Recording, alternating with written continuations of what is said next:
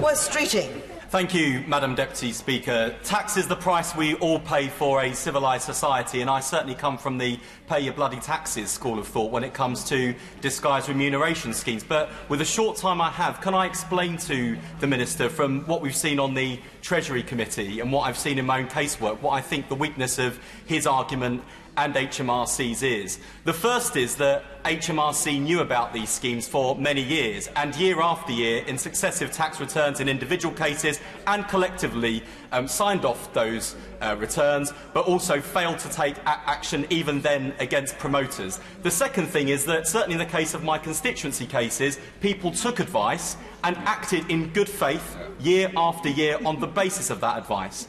And I think the government should be taking far sterner action against promoters than individuals who were misled.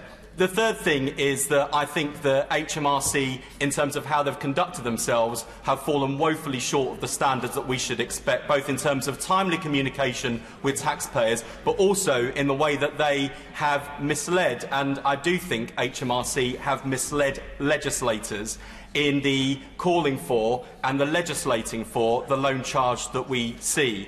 The final thing I would just say, taking all of those things into account, is that even now there are people in my constituency and across the country facing six-figure sums that no one reasonably, at least from an ordinary background, and my constituents are, can afford to pay those sums back. They're having to settle, or being compelled to settle now, when this situation is under active consideration by parliamentarians. When you look at how many MPs have signed the early day motion, how many MPs have signed the letter to the Minister, it is very clear that this is a policy which no longer commands the support of a majority of people in this House.